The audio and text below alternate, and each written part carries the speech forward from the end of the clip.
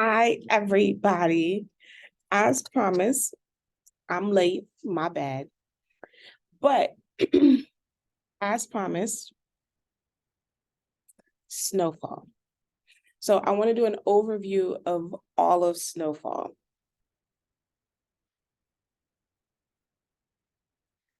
Um, I've been hearing mixed reviews, and it's uh mixed reviews of how Snowfall ended. And people are really caught up like, man, why they gotta end with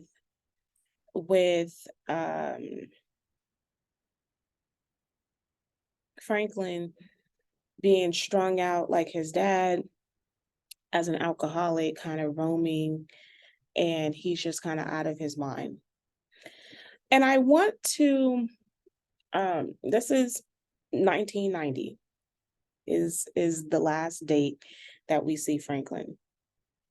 And the thing that I liked about this show so much, for as a person who grew up in Los Angeles and uh, I grew up in Windsor Hills, and that is adjacent to South Los Angeles. Okay, I think that people don't realize that the critics, a lot of them are not from Los Angeles. And so I loved Snowfall so much. And there were some seasons where I was like, but I love Snowfall collectively as a body of work because it is so LA. And if you are from LA when it comes to the drug scene, I mean, of course, I hate to say that I like a lot of drug shows, but, I like Ghost, just Power and stuff. But the thing that makes all of those different when it comes to, and I'll watch BMF. I'm not a fan of BMF, but I'll watch it. Or you watch New Jack City, that's Detroit. You can watch American Gangster, that's again New York. You can watch all of these. And I think that the main takeaway is a lot of the drug scene is going to be different from everywhere. I'm not involved. I had never had been involved in drug scene, so I just want to put that out there for sure.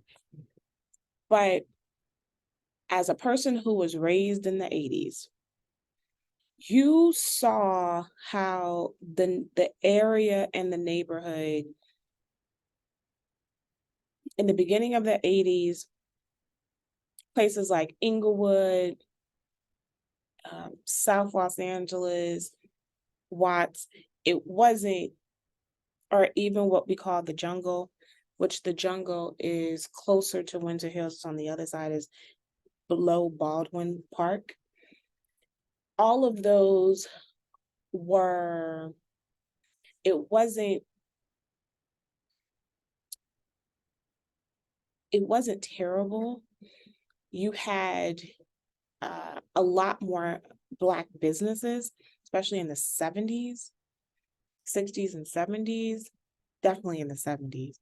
But then you had, but when it got to the 80s, you were seeing a lot of, which is why Sanford and Son, if you ever watch the show, it's in Watts. And Sanford and Son was really, even the last years, was really a good example of like how people were beginning to move in. You were getting an influx of more Latinos, and you were getting an influx of Asians, primarily Koreans. And in all of those, I would say more in South Los Angeles. When you got to like the jungle in Baldwin Hills, below Baldwin Hills, that was still more predominantly Black than Korean. and you had some Latinos that were coming in, but as a whole, the change of the environment for sure, because you have to remember that in the 70s is when Black people were now allowed to buy property in Windsor Hills, Ladera Heights. And so you had celebrities living in Ladera Heights. You had celebrities living in Baldwin Park. I mean, to this day, like Baldwin Park, Ladera Heights, parts of Windsor Hills, when you get north, the more north you go, which is up the hill, there's some fly, it's a fly neighborhood. Now there's gentrification. So it's more white folks that live in that area, but that's, and even the jungle is whitening because, like, you could, anyway, you can get a house in what was used to be called the jungle um, for like close to $1 million. So I'm just letting you know, like, I mean, but what other neighborhood can you even contemplate that you used to have, like, in the jungle, what was considered the jungle in the 80s was you had um, tennis courts. You had a uh, you had a golfing, right? Like you had golf courses in these neighborhoods. And if you go outside of California, South California, usually in what people would consider the hood would not have golf and tennis. So I think to gain the scope of this is that there's an evolution. That's what makes LA such a quandary, because you are what used to, because of the fact that you have a very long history of Blacks being secluded in certain locations, and those Blacks that came to LA that was in this secluded space were doctors, just like a lot of other places were doctors and lawyers, and they really did develop, and entertainers, and they really did develop spaces for them. And then when they were allowed to move in the 70s, to move out of the neighborhood, and they moved up to, they moved into more to this, into the suburbs, their spaces that they built didn't get demolished.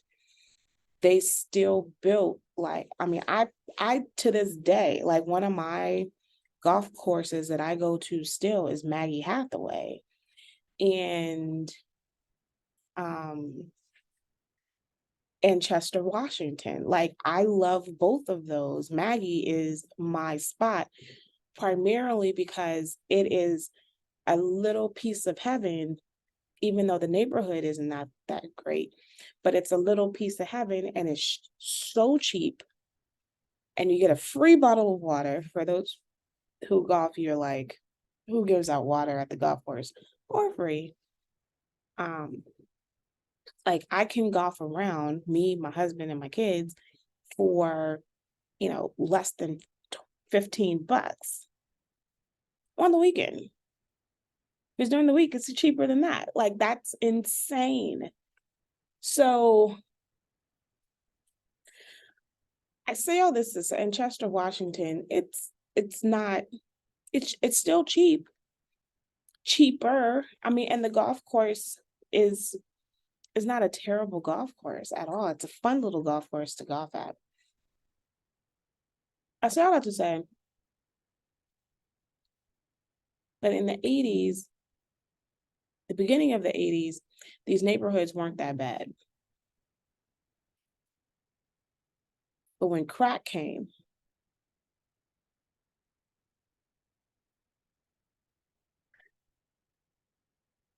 it it seemed like the neighborhood went down so fast. Like the projects, and the thing I loved about Snowfall for sure is that the projects scene all the way up into the last season, they look just like those projects. Like, I mean, it is insane. They so look like Nickerson Garden. And I know that I'm sure they had to film there. But the paint, they went back and painted back in the day versus the paint now, um, it's not that color. So I um and different gangs had control over different projects. And even the projects were pretty considerable. Like, and I've seen projects in different states, and I was like, wow, this is really sad.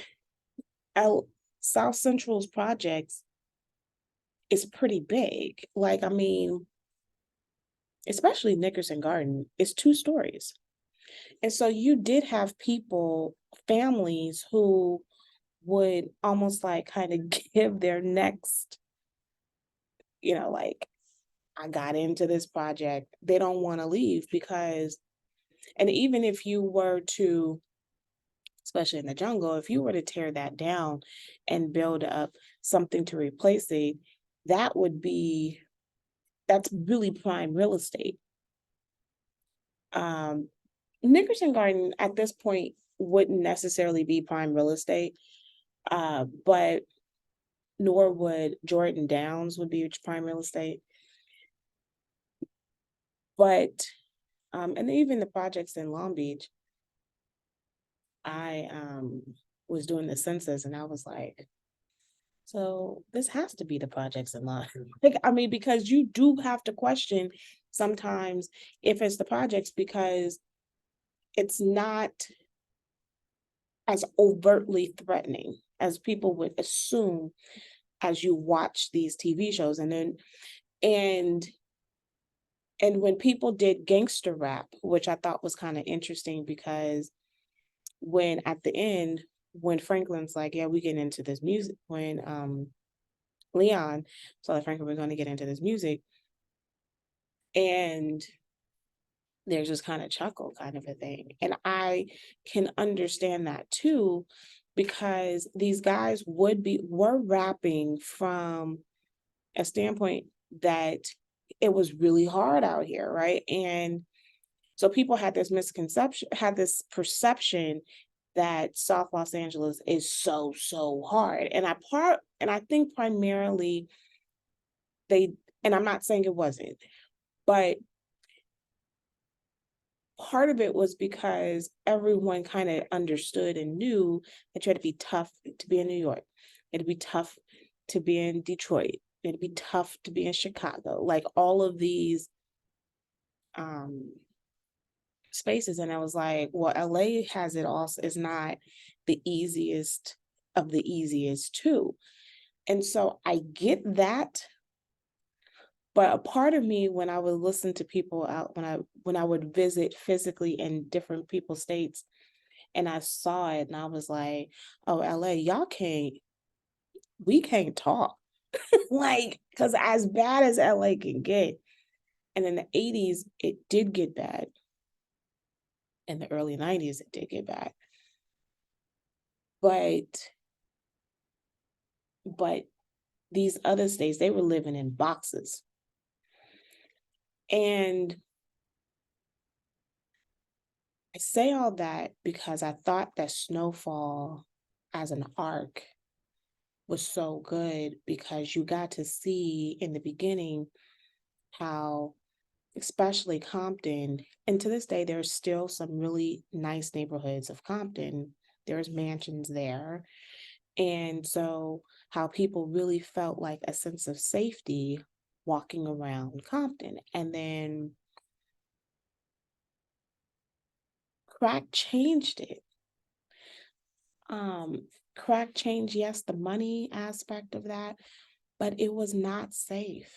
And it was so bold, like at church, as I went to church in South Central. My mother used to teach at Centennial.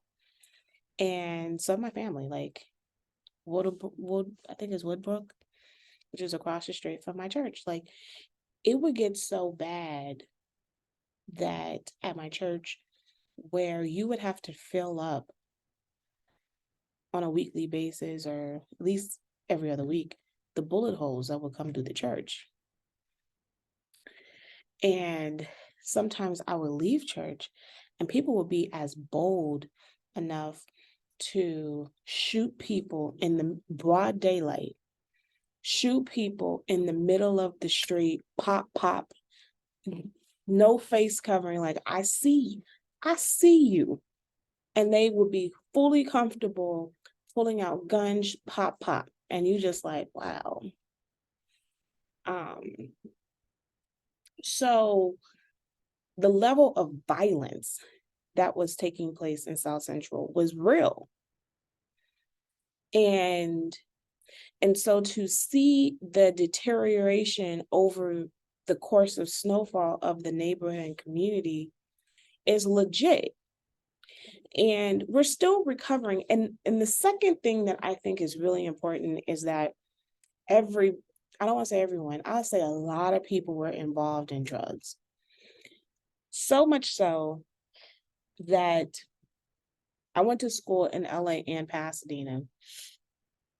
And I went to one school in Pasadena, and it was literally this bedroom kind of elementary school. And to where it was very difficult to find. You would never know that there was a school there. It was nicely tucked in, prime real estate near the Rose Bowl. I think it's really fascinating. Right now, they shut down the school, which is really sad. Anywho,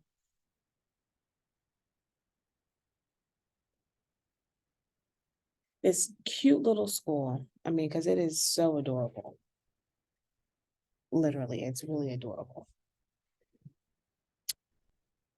And I'm like 10. And I have classmates drug dealing. Their whole family's drug dealing.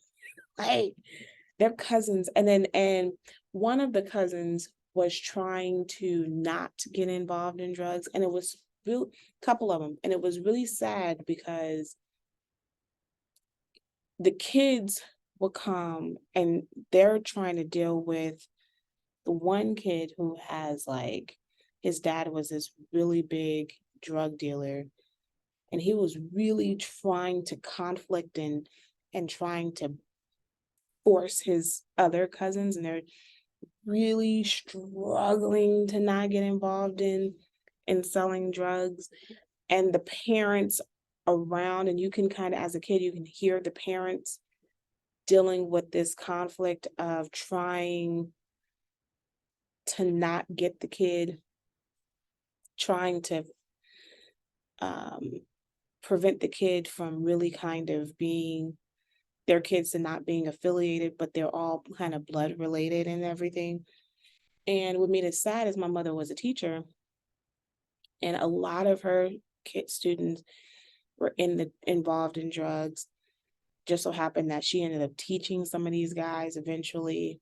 And I mean, it was the number of funerals, right? That it was the number of funerals that you ended up going to, the number of, it was a desensitizing. Oh, so and so got shot. Oh, I'm so sorry. Because a, it was consistent.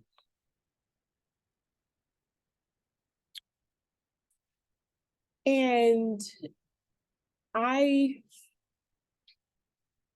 I mean, it was so when I watched Snowfall, to me, all of this was like triggering, like, yep.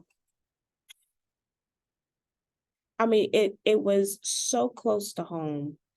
And so and my favorite episode, and I know I've talked about it on my channel, is when he thought that when he was gonna the alternative universe of him going to CMC and Claremont McKenna College, because the thing is that everybody, the colleges that everybody hear about is USC and UCLA. And in the 70s, Pepperdine was in South Los Angeles and Pepperdine ran away. That's my dissertation note, by the way. You can Google me, Elizabeth Walker, and you can look at my dissertation and read about it. Anyway, actually, by the way, I have quite a few people, like my download average is pretty high. That was like, so a lot of people are interested in this topic, didn't know how many people was interested in this, which later on this week, I will be putting out my commercial for my, I'm so excited. I'm putting out my commercial for my podcast because I'm turning my dissertation into a podcast and it's going to continue to go for it. I'm like so excited. Anyway, that's a shameless plug. The name of the podcast is going to be Higher Ed T. Anyhow, okay. Back to regular scheduling programming.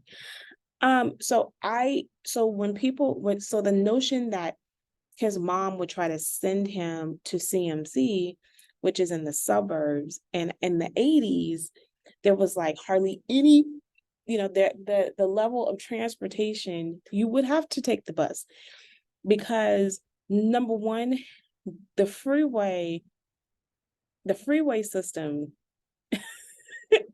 to get to Claremont was not good, because the 10 was continuously being built. The 210, I don't even know if it even went to the 57.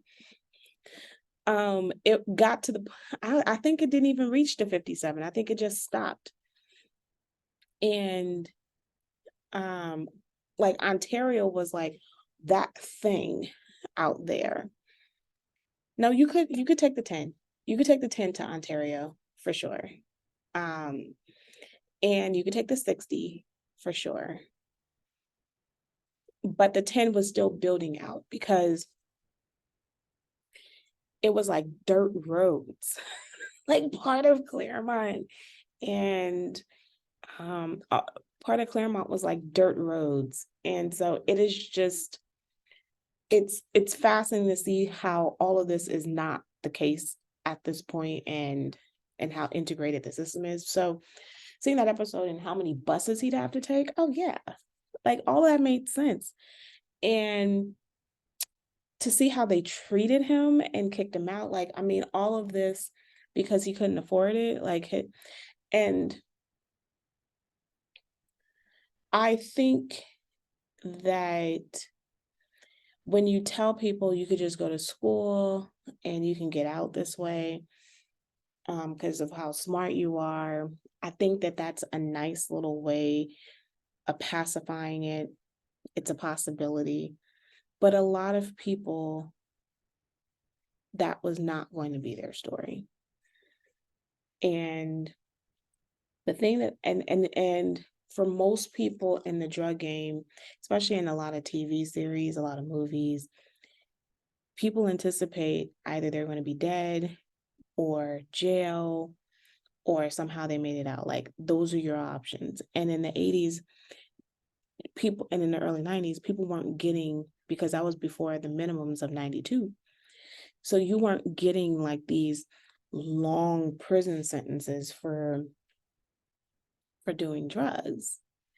And so or for selling drugs and doing drugs, like, and the police came in like in the late 80s, early 90s is when the police was really hitting people hard. And I appreciated them showing that here. And you talk about getting pulled over by the cops now, getting pulled over by the cops then, it was a given. Like, I have my own horror stories, but I know, but back in that time, absolutely. Like, you were getting harassed by the police. For sure. Um, so Franklin's ending, I mean, even before this, I was like, look, this cannot end well. I don't see an exit plan because a lot of people get stuck on the money, but I just don't see an exit plan. And Franklin getting hooked on this $78 million, I am, I understand. Somebody take 78, girl, somebody take 1,000. We're gonna have some problems. But you take $78 million, I don't know what I do. Like, and then to be so close and to mom to be the one that kind of stood in the way of at least getting half of your money back. Yeah, that's a lot. I actually um I feel him. I feel him hard. And um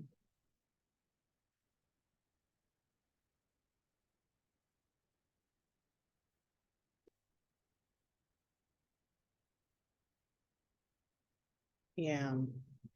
But I think that's enough to break somebody mentally. And to say that Franklin was mentally strong throughout this time, like how could he just convert to go weak? I mean, he lost everything. He lost his wife, her fiance, he's lost the baby.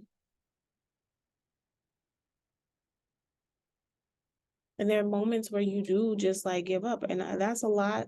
And what happened to him is what we absolutely see around the neighborhood. Like you could absolutely see people who somehow their mental just broke. I thought it was a nice ending, an unfortunate ending, um, an appropriate ending, especially for South Los Angeles. The neighborhood is dealing with the ramifications of what happened, of what they did.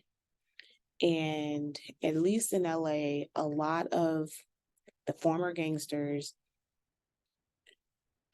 the former drug dealers are trying to make amends by making the place better. But you guys really were influential in breaking it. And but I commend them for trying to put the pieces back together. But it's like putting a broken vase together, broken vase together. It's not gonna look right. You can put it together, but there's all these cracks and wiggles. And so there's been, how do you atone? And that's the Leon's role in trying to atone. Will Franklin be all right? I mean, he says at the end, like, I'm free.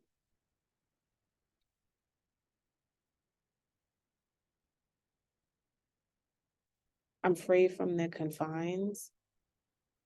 And clearly, material things don't matter. I think eventually, probably, if he doesn't die, I think eventually he'll get it together when he's ready. And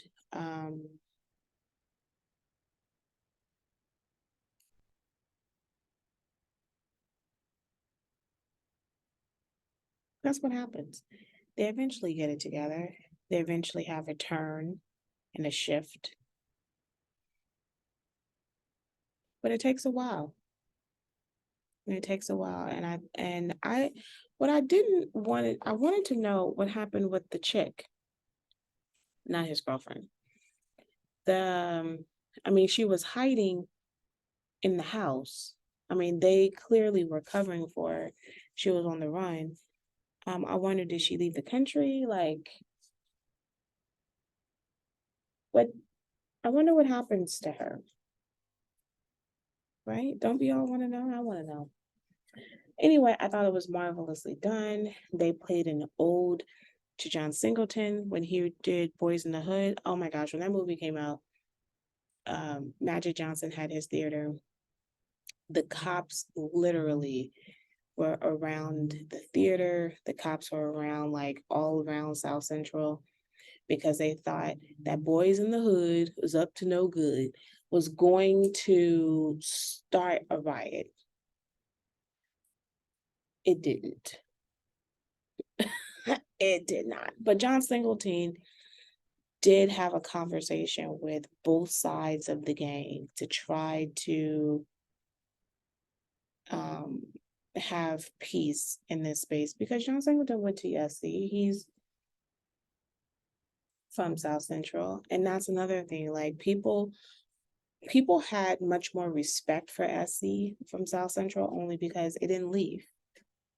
South Central is, I mean, USC is not in a good neighborhood at all, but USC had a moment in their history to leave, and unlike Pepperdine, it didn't leave. And UCLA was in that sedity side of town, and it used to be that you could catch a tram, you could catch a trolley there, but they pulled up the trolley a long time ago, so you couldn't literally go from South Central to USC. Like, that would, you could take some buses, but the bus system would eventually get you to UCLA, but it was not as like UCLA never really reached down to us, to people in South Central, as much as USC has always been.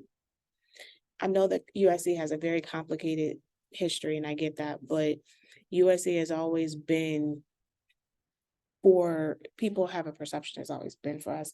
They accepted more of us than UCLA. And so we've always had this affinity towards USC. I personally have also had more of an affinity to USC than UCLA. And that's because what USC represented to people in the hood, right? And I think it gets props for at least being present in all of its complexity. There's some appreciation to a USC. And so I think that, I just think this was wonderfully done.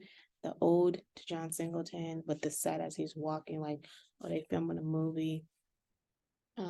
And there was a